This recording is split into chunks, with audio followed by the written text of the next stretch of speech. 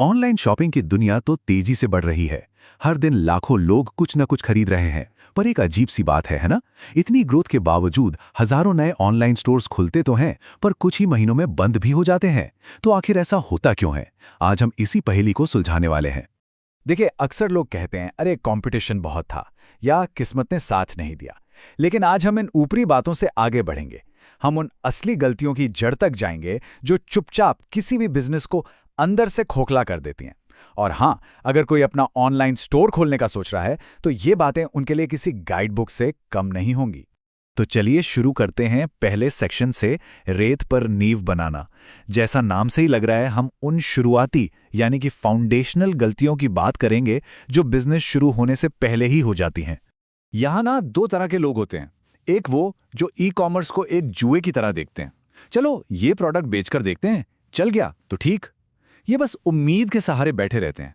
और दूसरे होते हैं सफल लोग जो एक शतरंज के खिलाड़ी की तरह सोचते हैं।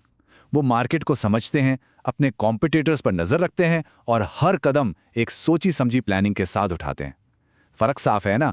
और जब बात आती है सही प्रोडक्ट चुनने की, तो ये मुझे ये पसंद है वाली बात नहीं है। बिल्कुल नहीं, ये पूरी तरह से डेटा का खेल है। एक विनर प्रोडक्ट की 3 खासियतें होती हैं। पहली, उसकी मार्केट में जबरदस्त डिमांड हो। दूसरी, उसमें प्रॉफिट मार्जिन अच्छा खासा हो। और तीसरी, उसका कंपटीशन ऐसा हो जिसे आप संभाल सकें। इन तीनों का बैलेंस होना बहुत जरूरी है। अब आते हैं हमारे दूसरे सेक्शन पर, अदृश्य स्टोर। सोचिए, आपने सब कुछ सही किया, पर अगर आपका स्टोर भीड़ में खो जाए तो? यही होता है जब एक अनोखी पहचान की कमी होती है। पता है सबसे बड़ी गलती क्या होती है? लोग सोचते हैं कि सबसे सस्ता बेचकर मार्केट जीत लेंगे। लेकिन ये एक ऐसी रेस है जिसमें कोई नहीं जीतता। आप कीमत कम करते हैं, आपका कॉम्पिटिटर और कम कर देता है, और आखिर में प्रॉफिट ही खत्म हो जाता है। सच्चाई तो ये है कि इस भीड़ भरे बाजार में अगर आप दूसरों जैसे ही दिखेंगे तो समझिए आप अदृश्य हैं, किसी को नजर ही नहीं आएंगे। और हाँ, जब हम ब्रांडिंग की बात करते हैं तो इसका मतलब सिर्फ एक सुंदर सा लोगो नहीं है। बिल्कुल नहीं, इसका मतलब है एक पूरा एक्सपीरियंस।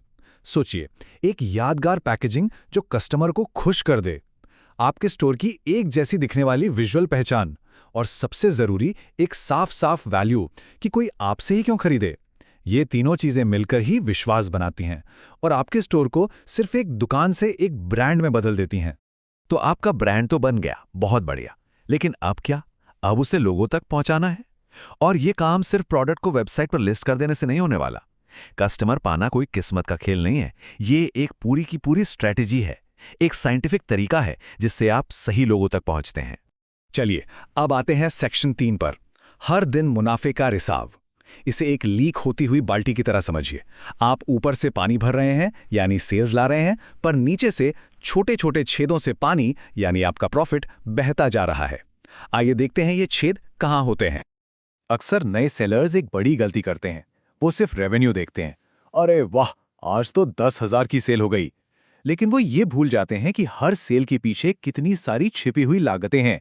प्लेटफॉर्म की फीस, ऐड पर खर्चा, शिपिंग, और अगर कोई रिटर्न आ गया तो वो, ऊपर से टैक्स और पैकेजिंग का खर्च। जब आप इन सबको जोड़ते हैं तब पता चलता है कि असल मुनाफा तो बहुत कम है। और इन्हें नजरअंदाज करना मतलब धीरे धीरे अपने प्रॉफिट को खत्म करना। और प्रॉफिट लीक होने का एक और बड़ा कारण है खराब कस्टमर सर्विस। सोचिए, आपने किसी को देर से डिलीवरी दी या उसकी प्रॉब्लम को ठीक से सुना ही नहीं। इससे क्या होता है? विश्वास टूटता है। और आज के जमाने में एक नेगेटिव रिव्यू आपकी साख को कितना नुकसान पहुंचा सकता है, ये हम सब जानते हैं। नतीजा, भविष्य की सेल्स पर सीधा असर। हमारा चौथा सेक्शन है खत्म होती ऊर्जा पर चलना। यहां हम पैसों या स्ट्रैटेजी की नहीं, बल्कि उस मेंटल और इमोशनल साइड की बात करेंगे जो अक्सर सेलर्स को पूरी तरह थका देती है और वो हार मान लेते हैं। ई कॉमर्स कोई 100 मीटर की दौड़ नहीं है, ये एक मैराथन है। शुरुआत में तो बहुत जोश होता है, पहली कुछ सेल्स आती हैं, सब अच्छा लगता है। लेकिन फिर एक ऐसा दौर आता है जब रिजल्ट्स बहुत धीरे धीरे मिलते हैं। इसे द डिप कहते हैं। और ज्यादातर लोग यहीं आकर हिम्मत हार जाते हैं। लेकिन जो लोग टिके रहते हैं, लगातार सुधार करते हैं, वही असली ग्रोथ और स्थायी सफलता तक पहुंचते हैं।